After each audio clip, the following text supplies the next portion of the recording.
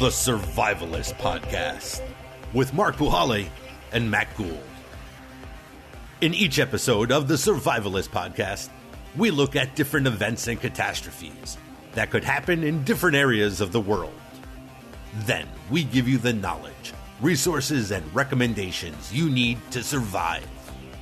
We'll explore scenarios from a worldwide financial collapse to a coordinated terrorist attack to a global climate catastrophe and everything in between. The Survivalist Podcast is brought to you by Survival Cash, Ford Survival Supply, and thebugoutrace.com. Please visit our website, thesurvivalistpodcast.com, for more information or to give us feedback. And now, the Survivalist Podcast with Mark Puhaly and Matt Gould. Welcome to the Survivalist Podcast. I'm Matt Gould, and I'm here with Mark Puhaly and Doc Montana. So lots of different things happening in the world these days, you guys, which makes me think that the end is surely near. You know, all kinds of violent outbursts all across the world, and especially here in America. And this, I guess, is our continuation on the Everyday Carry segment we did. This is about being prepared when you're traveling. Exactly what you said, Matt. This is just an extension of the Everyday Carry kit for, let's just say right now, the summer months, because a lot of people, you know, the kids are out of school, a lot of people travel, probably the busiest time of the year between now and the holidays. You know, where you're going on vacation, what type of environment you're going into is going to determine, you know, what your carry kit's going to be. And then what mode, you know, how are you getting there? Are you driving to your local park? Are you walking to your local park? Are you driving to a park in the state? Are you driving out of state? Are you flying? Are you taking a boat? Are you going with friends? All of these different things are going to dictate what you're going to bring with you for a vacation, an extended trip, a business trip, and we can get into all these things. Doc, I don't know if you want to, you know, add a little bit to the intro here. I would just consider that you might have to be the one basically getting yourself out of the situation. When you mentioned driving, then, you know, it's having the wherewithal to fix things or back up your consumables while you're driving and not have to wait for someone else. If you're on a boat, you know, I've actually taken my own inflatable personal flotation device thinking, okay, I could be with the herd when things go bad, but then I'm in a line. You know, yeah. This is on larger ships.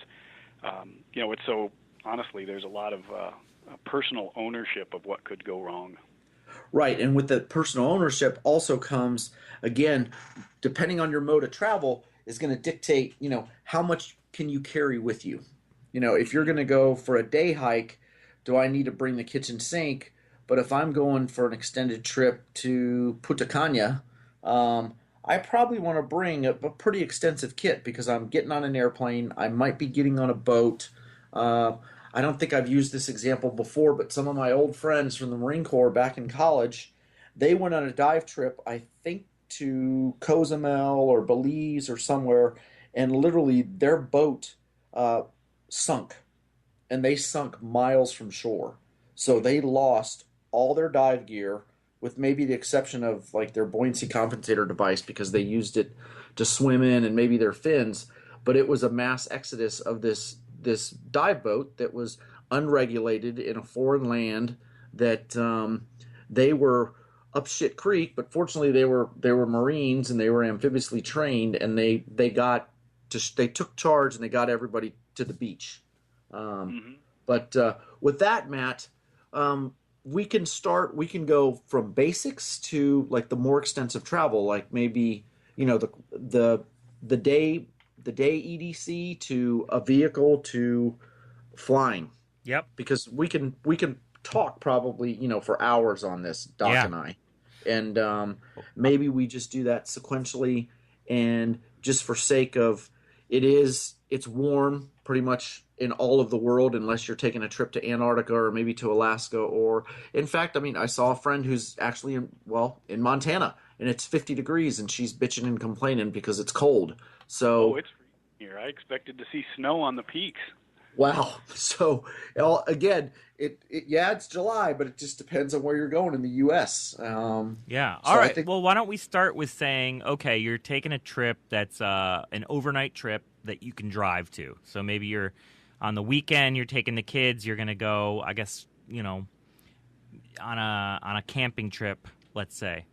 yep. Easy. First one's easy. What I would say, like, what's supposed to be an easy camping trip, and it's going to be warm. So what do you take then? Then I think you're taking your everyday carry kit, so your normal kit with food, fire, shelter, water, some means of signaling, i.e., a phone, a panel, signal mirror, a weapon. Doc and I are both in states that are friendly to carry weapons, even though in the state parks in Texas you're not supposed to, you can't visibly have a firearm, but you can have a firearm with you. So that's first and foremost. Is I'm going to have my normal everyday carry kit. Then I'm going to have all of my camping gear with me, to include uh, probably some extra firewood, even though it's warm. Fire to keep the bugs away. Extra water, extra chow. I'm going to have some, because I'm traveling in a vehicle and/or my truck. I'm going to have, like Doc was saying, I'm going to have a basic toolkit to troubleshoot or do something. I'm going to have some spare gas just in case I run out of gas, even though I've done thorough route planning for where I'm going to go. And we could even say this: I went to the Texas coast this weekend, so about 3 hours away, and packed all my stuff, packed food, packed water, had a pistol with me, had extra gear with me. Even though I was on a major thoroughfare, major highway, I didn't go do any crazy stuff, which we've talked about before. Going off the beaten path to try to get there more expeditiously, and then wind up running out of gas, or the roads aren't trafficable. So I stayed in a major area, and granted, it is pretty rural, South Texas, San Antonio to Corpus Christi, but there are still gas stations, towns, all those things were along the way in case I broke down or had some type of problem. And I did have cell phone service pretty much the entire way there and back. Yep. So what are the kind of things, Doc, that you would be preparing for if you're doing a day trip or a weekend trip with your family? Well, the first thing I would do is kind of isolate what I believe would be possible threats or problems. If we were doing like a long drive, obviously there's the whole highway side, so I've got to be a little bit self-supporting for the duration of the drive, but then also have plans if something and this has literally happened. There's been a fire, we're stuck, or back when I was in high school, don't want to date myself, there was a volcano that went off in Washington and basically shut things down. It was kind of like a 9/11 for this pathway. Everything was closed, stopped. We don't know what's going on. So you basically have to be able to shelter in place. I've had experiences where there have been big fires, and we're rerouted hundreds of miles. So all of a sudden, I hope you got some cash, because if the electricity goes out, there's no credit cards. Are you backed up there? But in reality, once I'm traveling with people, then I have to sort of take on some responsibility. Okay, everybody's going to need, a backup footwear. Something might happen, and you're going to be hoofing it. So always have something that you can walk miles in, not just your flip-flops. And then food. It can be as simple as Mountain House. And by the way, and we'll probably get into this on another time, but Mountain House, you need water. You've got to have water, but you don't need heat. You're supposed to boil the water, but you're talking about survival here. You can eat those just fine. It just takes a little bit longer. So I always have plenty of those around instead of MREs. And then I have tools, and those can be big tools. Axe, big pry bar, some things to do some heavy duty work, or construct something if we have to just go into the edge of the road into the forest and we're stuck there because there's 20 miles of cars and everyone's stopped, and I don't want to sit there with this line because I'm not sure what's going to happen. So essentially all of the regular stuff for camping, but in extended time, but then making sure that everybody else has all of the pieces. And of course security, but it depends on where you are. You don't want to head into other states unless you know the gun laws or you want to have an exciting time. Yeah.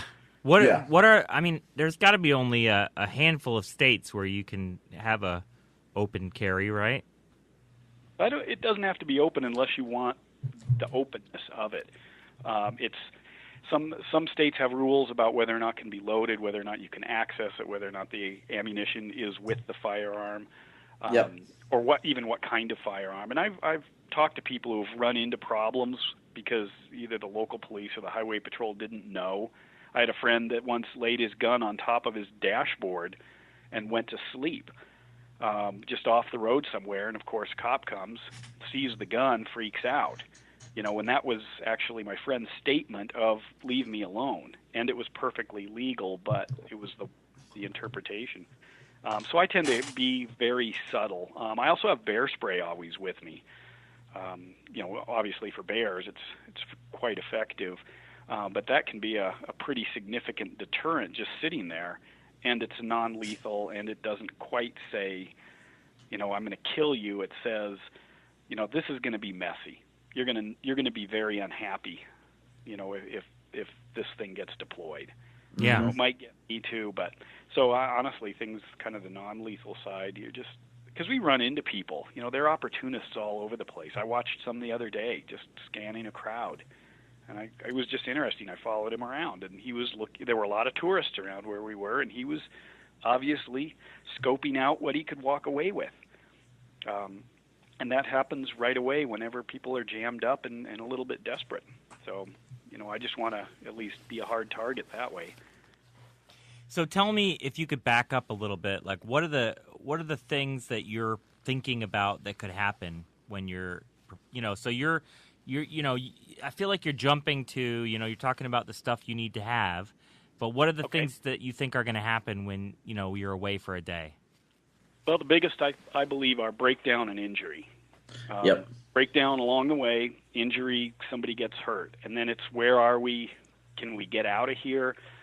What is that? If I had to walk from wherever I would be furthest away to what I think would be help or to another solution, and that could be the car parked at a trailhead, or that could be, the nearest town, is that taken into consideration?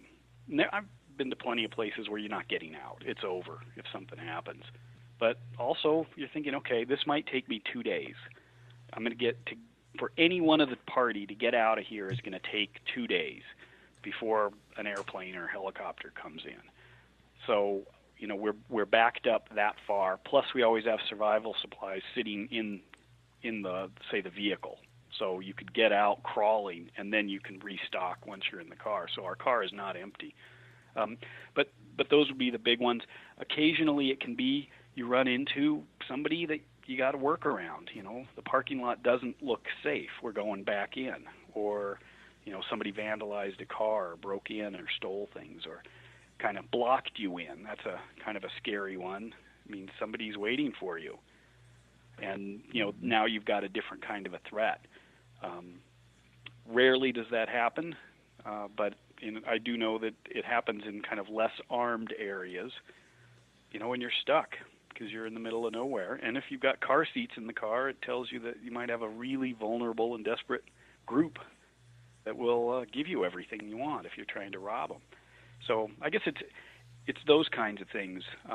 Obviously, you could have an EMP or a giant forest fire, or a plane crash, or something else that's going to take over your trip. But more than likely, it's injury and mechanical failure are the big ones. And now with injury, walking in the woods anywhere, a rolled ankle, a tweaked knee, a fall or a trip that you maybe have to control bleeding. You maybe have to splint a broken bone, or tie up an ankle, and then either yourself or your party is going to have, that person now becomes a liability. Or being here, I mean, today it's going to be 102 in San Antonio, so a heat injury.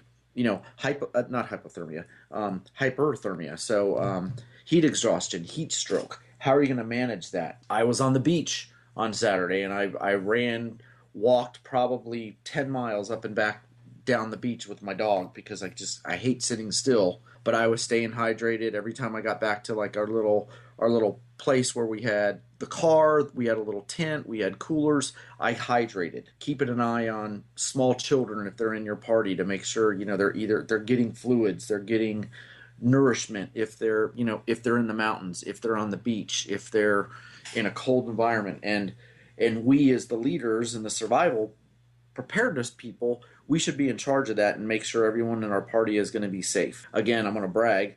I came back from the beach and then I went to this place called Preparedness State Park it's absolutely amazing, gorgeous waterfalls, but there's a lot of up and downhill walking. And so I brought a friend, female, so I had to worry about her going up and down the rocks and the stairs to get down back and forth to the water.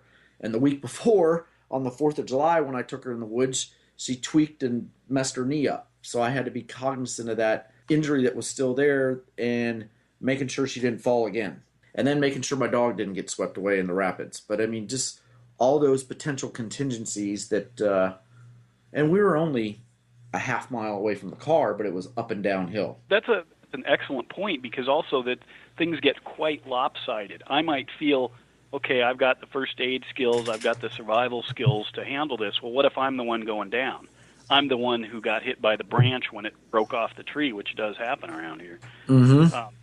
So I've gone out with kids on trips, and I'm thinking nothing can happen to me because I'm what's holding this together. I might have all these solutions, but if I'm the one that goes down, I've just left these kids with a big problem and no solution. So you don't want to enable people so they are all counting on you, but you also don't want to be that one unbreakable component that's too big to fail, if you will. Mm-hmm. Yeah. So there's a lot of teaching as you're going along, pointing things out, having equipment and sharing what that equipment can do. Everything from knots to purifying water, just making sure that others know you've got this stuff and how it works. All right, so let's talk about something more. Let's go to the other extreme, and I'll tell you about a month ago, I went and did a documentary shoot in a remote island that was part of Papua New Guinea, but about 600 miles away from the capital of Papua New Guinea, called Port Moresby. And this island basically had very little electricity, no hospital, no services really, and the roads were mostly impassable. And so I went there to do a shoot, and I was there for about a week. And I prepared as much as I could, but tell me what you're going to take on a trip like that and break it down for me, because there's lots of flights involved, and it's a different country and all that stuff. Mark, Doc, you want to start with your flight carry kit, because I think it's excellent. Sure.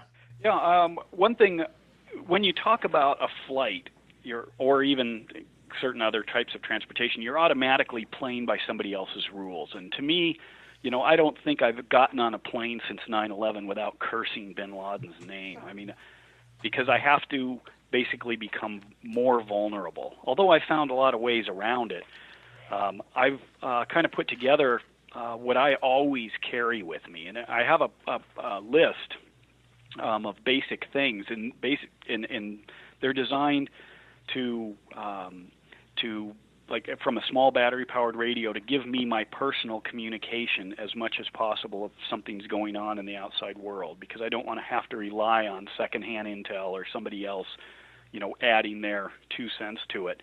I run the same battery across everything, and I standardize with AA's. So I have multiple flashlights, AA's, radios, AA's, GPS, AA's. If I can get a mapping set up for my GPS, and you can buy, I don't know about Papua New Guinea, but I certainly have overseas location maps that I can load into my GPS, so I know the streets and I can route plan better. Whatever TSA compliant tools I can get, which generally is a real set of pliers as well as a multi-tool without a blade. You can carry matches, you can carry fire starter. I carry a small first aid kit, sometimes a little bit bigger one, but I've gotten away with, there's something like razor pen or razor knives for first aid. Those have actually been let through because you can't do a whole lot with them. You can't even cut a box very well. I carry my own small rope and carabiners and enough webbing to make a harness. And that's all small stuff. But if I need to either tie up myself or I'm helping someone else, leather gloves, bandana. I carry a buff face mask, as well as some of the N95 particulate masks or more advanced masks like the Breath of Life mask or the Potomac mask. And that's basically buys you time if you're stuck in a toxic environment, fumes, etc. I've actually traveled with a Geiger counter after 9/11. Really? Yeah, I have a small one, and it's not directional, which you have to have some background as to what the numbers actually mean. But I was always worried about where the detection level would be. How bad does it get before it shows up on some radar? There's a lot of sites around that have portable detection mechanisms, computers and sensors to pick up this stuff. And I see them in cities. Most people don't. It looks like a little box with a tube on top and a cover. But that's actually monitoring the air for any kind of biological, nuclear, or chemical contamination. But when you're away from that, that's not going to set off an alarm to me. That's going to send it to the other folks who are then going to come up with some policy, and it's got to go back downstream. But I want to know myself. So anyway, I've got a handful of things like that, plus repair things, from zip ties to duct tape to Ziploc bags. I always carry a compass. I've had trouble with GPSs around tall buildings in cities, and I'm looking for my directions right away. And I've actually used it at night. I'm trying to figure this out, which way is what. And so I always have a compass with me. Whether it's a small watch compass or a nicer sighting compass. But be aware you need one that works where you are. Not all compasses work around the world. So if you're going down to New Guinea, you've got to have a compass that will work in that part of the world. Otherwise, the needle tilts too far and drags. So you can get a global compass needle, or you can get a compass for that particular location. Is that right? Why is that? Is that because it's in the southern hemisphere? Yeah, the southern hemisphere, basically the needle is trying to point through the Earth at the North Magnetic Pole, which isn't straight. It's not flat. Flat would be out in space, so it's trying to point down, and so then it drags along the capsule of the compass. So a global needle one actually has a second set of pivots, so it easily rotates, in a circle, but it also can tip enough degrees that it doesn't drag. Now, you can tap a compass and try to get a general idea because it'll bounce and adjust itself, but it's very hard to navigate with one. Yeah, I ran into that in Africa where the compass I brought didn't work, and I thought it would, but so I had to buy one there, and of course it doesn't work here. Wow. Yeah, there's a lot of little things you pick up. But if you have a ball compass, which are pretty popular, those work anywhere because they work in any direction. Going back to, you're getting on the airplane, and I know that you guys, especially, now, Mark, I know you spent 13 years in the Marines, or was it 14? Almost 14 years, but I was going to back up before, like for you, because you're working for your production company. I mean, something that we would do, we'd get country briefs, especially in the military, but if I were going to Mexico, going to New Guinea, going to Africa, there's the CIA's World Factbook page, web page, so you can see Excellent. everything that's going on in the country. So I would research where I was going, try to learn about the local populace, local customs, what specific language or languages do they speak where you're going. And I also put together like an overseas contact list, which you probably had, Matt. Like, okay, if someone went down hard, let's say someone went down for heat stroke, for example, what was your contingency plan? Like, throw them in the nearest river, and then evac them, get them IV fluids, and then eventually evacuate them to, the capital that's 600 miles away by boat, by helo. How's that going to be done? But redundancy in your communication too. Did you have a satellite phone? Did you have a personal global tracking device in case you got lost in the woods? Did the head person have that? But I would think about some of those things too, is like a country brief or reading into where you're going, and then of course having your emergency contact numbers, and then maybe a hierarchy depending on the injury. I mean, Doc and I talked about this a little bit in email, but can you do self aid, then buddy aid, and then does it have to be taken to a higher level? Do you need more advanced medical care in case something happens to you in that that place that's 600 miles away from a hospital?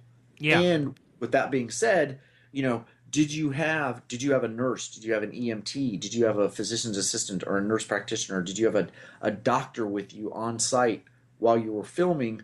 For more, my first aid kit would have to be more extensive instead of just like a basic, some basic, ACE bandages, maybe some compression bandages, some water purification, antibiotics, antibiotic ointment, aspirin, Benadryl, EpiPens, in case you get stung by some wild freaking bee and you go into anaphylactic shock. If you don't have an EpiPen, the person's going to die. So all these things have to be considered if you don't have that advanced medical care or person with you on site. And that's that's expecting, the worst. And then what about food, water? Where were you getting your food from the local populace? Was the food safe to eat? Was it prepared safely? Was the water safe to drink? Were you bringing in bottled water with you to this environment you're going to? Or did you plan, if I go to Mexico, I'm not drinking the water and I'm not brushing my teeth with the water. I'm using bottled water, period. I'm not trusting it. So all those other things to consider. Or am I going to drive to Laredo or to Nuevo Laredo, to a border town where the drug cartel stuff is, it hasn't reared its head, but I'm still a gringo going over the border. I don't know if I'd really want to do that. Now, going down to a resort area, it'd probably be safe. But I don't know if you guys have been to Jamaica, but I've heard stories about when you leave the resort in Jamaica, you're pretty much putting yourself in harm's way, potentially. So it's like, again, getting all that information from from customs, your travel people who booked it, the CIA website, maybe people who've gone there before you recently, and even maps of the local area, like maps of where you're going, and briefs where, like if you're going to go on a day hike, hey, if I hit the third ridge line or mountain range, I know I'm off course.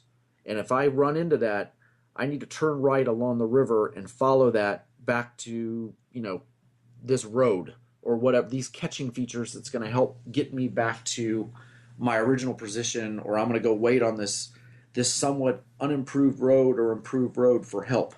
So all these contingencies have to be talked through, walked through, and rehearsed, or you should have a knowledge of these things so you don't get lost for a long time and eaten and dead.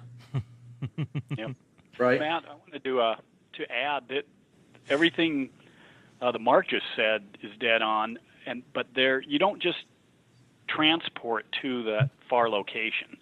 You've got intermediate stops usually, and it's the places you're flying over. I remember flying, I was going through Southern Africa to North Africa and basically went way out over the ocean to avoid some of those wonderful places like Libya. But then we stopped in Dakar, and I wasn't headed to Dakar, but that's where I ended up. So I think the two takeaways are the intermediate locations. If you get stuck there, and I've been stuck in these places, and it's like I wasn't prepared to be here, but I'm going to be okay.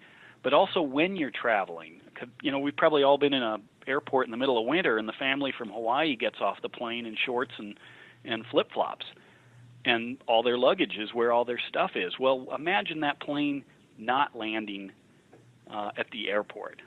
Interpret that however you want. What do you have? So sometimes I'll be flying, let's say I'm going to Arizona, but I'm leaving in November. I figure I may get stuck in the cold. I may get stuck in the mountains somewhere.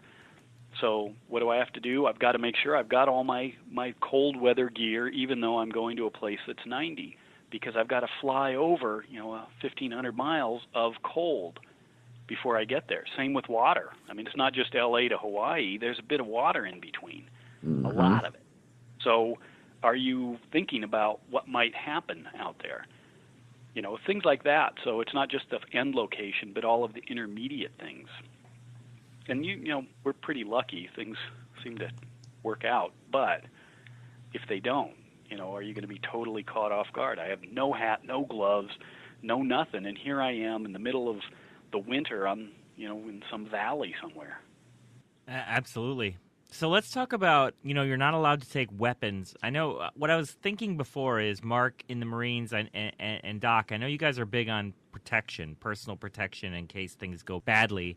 And so you obviously can't take any weapons on a plane with you, but what about improvised weapons, or what could you do to defend yourself? Well, I think the big one is, can I get away from it first? Am I not allowing myself to be cornered? And that's also, are you mobile? And I've often said I never carry more than I can run with.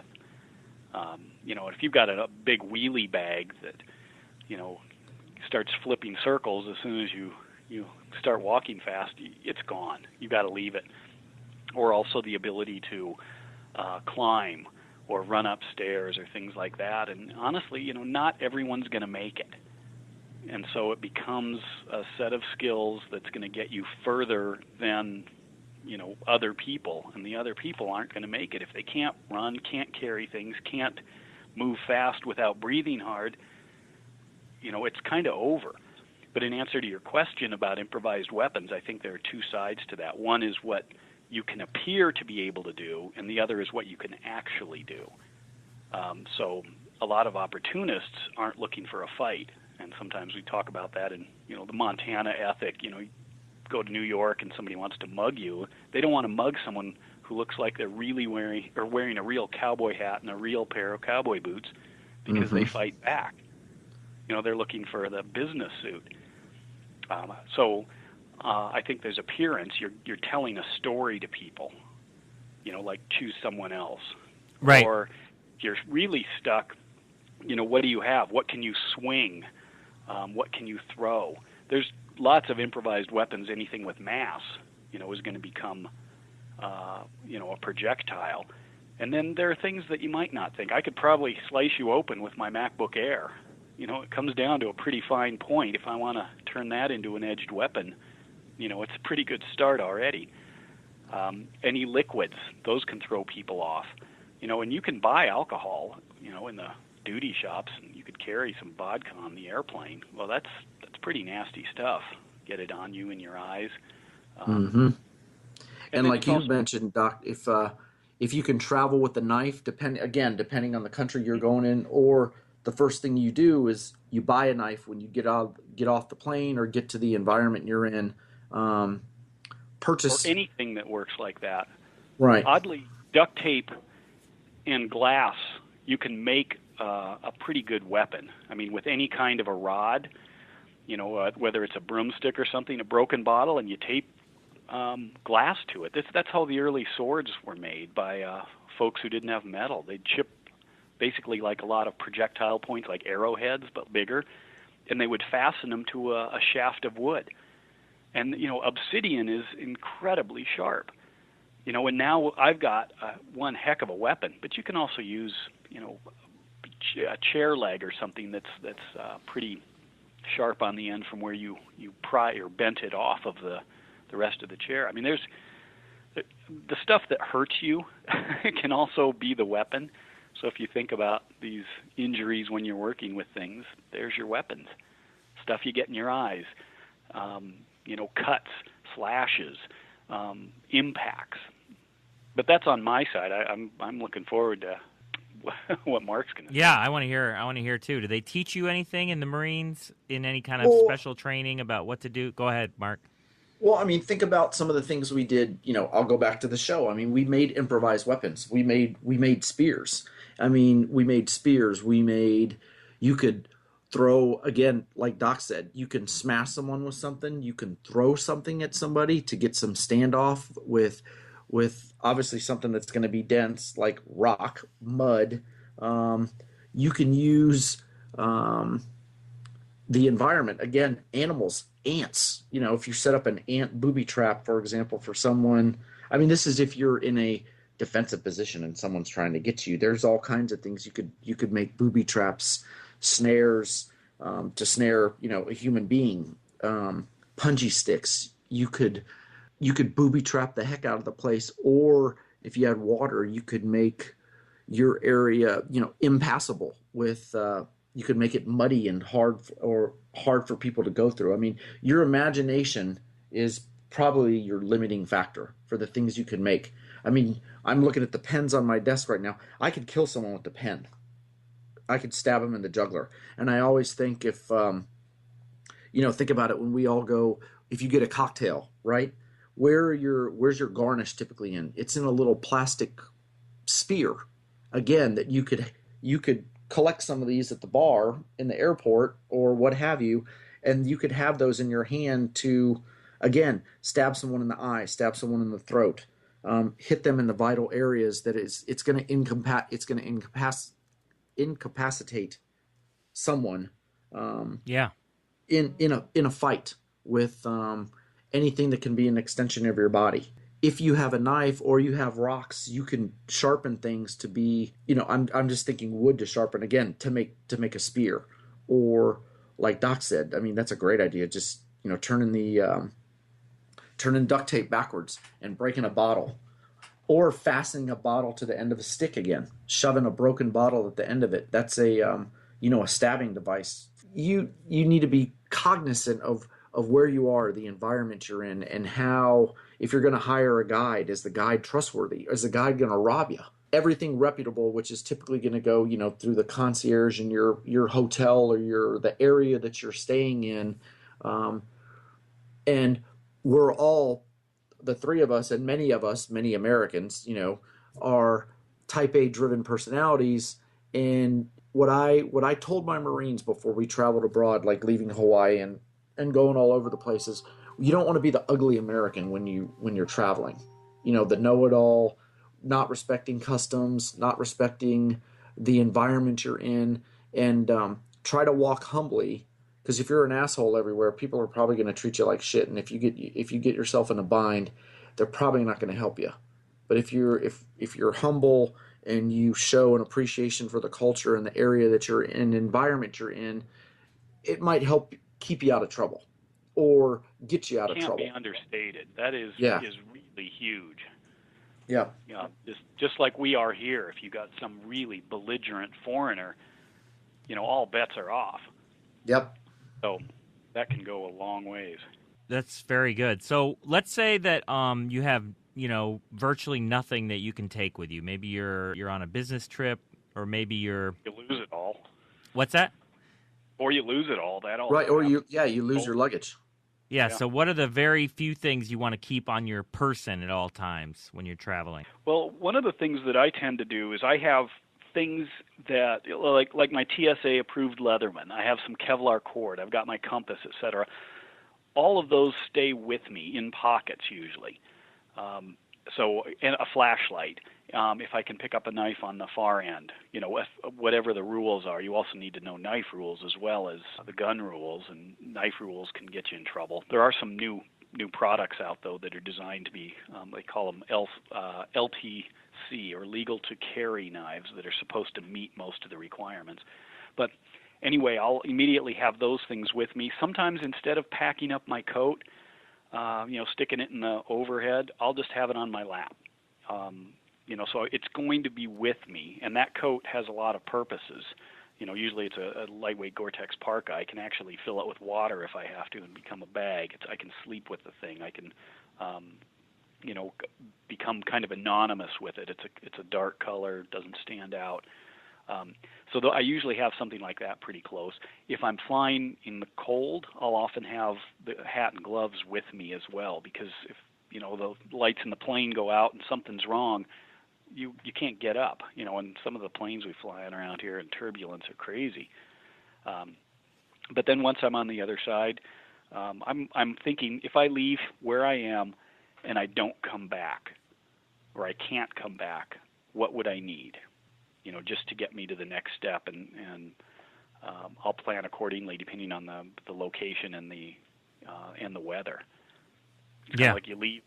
Every time you leave your safe area somewhere else, you may not get back. It could be, and that's happened. There's some problem in the hotel. Hotel's closed. Everybody out, evacuated. I've had that happen. Where streets are closed off. I can't get close. Or I've got to be rerouted a huge distance. Obviously, luggage not arriving, or an emergency exit out of the plane. You don't carry your carry-on, and there you are. And you're not going back on to get it, assuming the plane's still there. So it's kind of deciding those along the way. Where am I? If I'm close to home, if it's in Montana, I don't need anything. If it's New York City, I assume there, unless it's a terrorist act, there's going to be a huge emergency services support. If it's in another country, Paris is totally different than Papua New Guinea. So what do I have to have on me? Also your neck, your wrists. I've got my compass watch. I may have a fire starter around my neck. Totally legal. But, I'm ready to run. I've got full use of my hands. My shoes are on and tied is another thing. I see so many people walking around in socks, or in shoes that they can't deal with if there's a problem. They've got to get other shoes. Yeah, they're in sandals, or they're in shorts, or high heels. And heels. And it's 100 degrees out, but what if you have to evacuate the plane? I'm sorry, if there's an emergency, I'm still getting out of the bird. I mean, that's I don't want to die going down with the aircraft. I want to get out, and I want to get out without, third-degree burns all over my body. Yeah, that's another reason sometimes I'll carry the extra masks. A lot of people die of smoke inhalation or are incapacitated by chemicals in the air. And if you can throw something over your head that buys you some time, and I've got a couple of masks designed specifically for that, like the Breath of Life, it buys you a couple of minutes, so you're buying time. And honestly, if you can't get out of the plane in a couple of minutes, now fire literally burning. Fire, explosion, you're done. Air isn't going to matter. Same with hotels. Do I have my own lighting? Can I get down a smoky stairway? Do I have a rough idea of direction in the hotel? If you're on the 20th floor, bad things happen. Can I get out of here without having to wait for somebody to guide me out?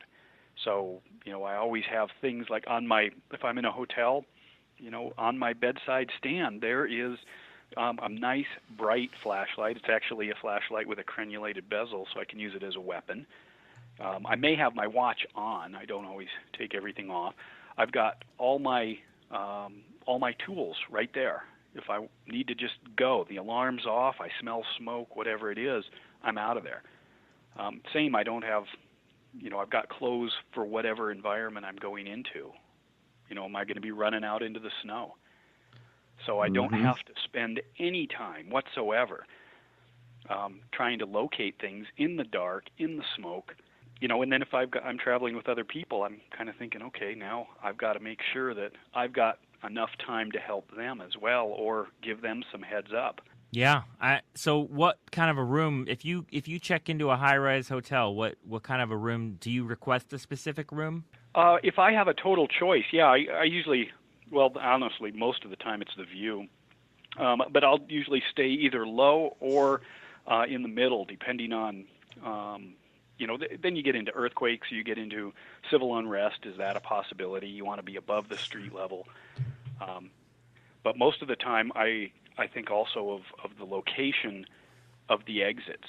If I have a choice, I like corners where there's an exit, versus, running around a labyrinth of hallways trying to figure out, where is this place.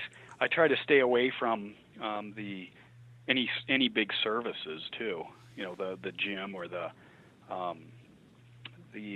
any restaurants or viewing areas, stuff like that. Because I also have noticed people tend to hang out in those areas. But most of the time, I'm so far behind in my booking that I get whatever is available. Yeah. Well, that's like on my Marriott and Hilton preferences. I have that to stay, buy an exit, a ladder well, and not necessarily not next to the elevator, but next to the stairs, um, where I am. And On the outside too. Yeah. You might be on the 10th floor, but there's a balcony and another roof line on the 9th floor that's over the swimming pool. So I've got another exit point right out my window if I can somehow get over that 10 feet of drop. Well, remember, I also have webbing or a small rope sometimes. There it is, or you can use a bed sheet just to get you half the distance so you don't bust an ankle. I mean, they're thinking through these things. Yeah, no, I mean, that is some great tips, and it's fascinating. Is there anything we've missed? Is there any other things we should talk about? Because I think this was a really thorough look at what you should do, and it certainly gave me a lot of ideas. Well, for references, all this stuff is in the book that I wrote, Everyday Survival Kits. So it has the various chapters for your everyday carry, your car survival kit, your vacation kit, your maritime kit. All that stuff is in the reference in this book. And then, of course, I know Doc has written some articles, and we talked about this extensively. I don't want to steal your thunder, Doc, but I know you've written things on, especially with, when it involves getting on a plane and what you can carry and what you can't carry. And without, I don't want to steal your thunder, Doc. So I'll let you speak to that. Yeah, honestly, the TSA rules have relaxed quite a bit, and you can also bring things that are a little. They might be questionable, and you might lose it. You can take tools up to 7 inches in length. Well, if you've got a 7-inch screwdriver, that's a formidable weapon. But I don't know if they're going to let me on with it. So what I have are, let's say, a screwdriver that comes apart. It's one of those like 11-in-1 screwdriver, so I can take the bits out, and the bits are only 1.5 inches long, and then the shaft that they go in, looks like a gun barrel, but it's not. Might be 4 inches long, and then a solid handle. The one I carry actually is made by Snap-on, and it's a big, beefy thing, but it comes apart into small pieces that look innocuous, and I might store them in different locations around my bag. And so that nobody puts it together that this could be something. Pliers is another one. I might need to use it as a pry bar. I might need to crack something, break a window seal. And they look innocuous. So I always have those things. I also, when you asked about other stuff, do a survey of the hotel. Walk around the hotel on the outside. Note things. You might blast out in a service entrance into a parking garage, and it's like, I don't know where I am. I didn't know about this. Or where do I go once I get to the street? Which way is the river? That might be where I'd head first. Or which way is, a safer direction, so you can orient yourself, especially at night. And with that, when you find those rally points that you're mentioning, you make sure you share those with others in your party. Like if your wife or your kids are at the pool and there's a fire alarm, where are you going to meet up? Okay, we're going to meet. Again, we're going to meet at the river. We're going to meet at 12 o'clock in the building across the street from the main entrance of the hotel. So that information is shared. It's a safe rally point. And hey, if we don't find each other here, okay, we're going to wait 10 or 15 minutes. Then we're going to go to another one. We're going to go to our secondary one. In case there's wind and the building's on fire and it's blowing to the north and our first rally point, then we're going to go to rally point number 2. And surveying again, situational awareness in where you are when you get your boots on the ground for whatever environment you happen to be going to. And that includes the people. Notice what's around.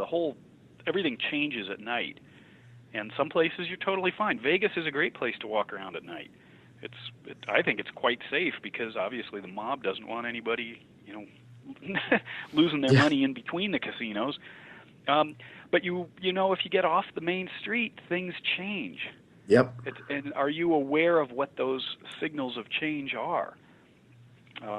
So I think a lot of it is being aware, not dressing so you stand out, not being loud, not being unusual or weak or vulnerable, and you can Also, start to judge distances. I think that's important, because if something triggers your awareness, like, wait a minute, all of a sudden you see somebody who's looking at you. When did that occur? Are you on top of them when it happens? You walk into an elevator before you look at the people who are in there? Or did you actually look far ahead and then plan your route, staying by maybe the crowds, or you see a cop, you walk by on the cop side of the street versus the alley side on the other side. That you're just aware early on. The problem is you're a real terrible companion at that time, because you're not paying attention to the person next to you. You're trying to read the situation. Yeah, no, I mean, it reminds me of like the Jason Bourne movies, where he looks and he sees different things always than the regular person. See? Mm-hmm. Yeah. Well, we've talked about that too. Magic powers, yeah. Putting yourself in like, I went to dinner on Friday night, and it killed me, because everybody else sat down first and I had my back to the door, and but I turned kind of halfway, so I made sure I wasn't completely with my back to the door, because that's something I would never do. And everybody, I was with a bunch of friends, and they all sat down first, and I'm just like, I was very uncomfortable with being in that, what I call, more defenseless position. Yeah, I can see that. Oh, we're all there. Yeah. Yep. All right, you guys, thank you. I think all this helps, and it's scary out there. I mean, things are happening at peaceful protests. Things are happening all the time, not even a protest. Just I feel like I'm seeing something almost every day in the newspaper about another shooting, another, terrorist attack, another incident. So I feel like you really got to be on high alert these days. Well, and don't be like Doc has said, and like we've said multiple times before, don't be an easy target. Don't be a pushover. Make yourself a hard target, and make sure you focus outward instead of focus inward. With and it's hard if you have. I mean, fortunately, Doc, I don't know if you have kids, but my daughter's almost 18, so I'm not worried about a bunch of small children. You know what I mean? If I'm going somewhere, unless I might be with friends who I'm concerned with their children, but I can still focus my energy and my efforts on my surroundings instead of focusing inward. And so that focusing outward, like you said, Matt, with the whole Bourne thing, that helps make you a more hard target. And you keep your situational awareness, and then of course plan and prepare for where you're going through, and for the contingency that if things go wrong, they might just go wrong. You've been listening to the Survivalist Podcast with Mark Puhaly and Matt Gould. Brought to you by Survival Cash, Ford Survival Supply, and thebugoutrace.com.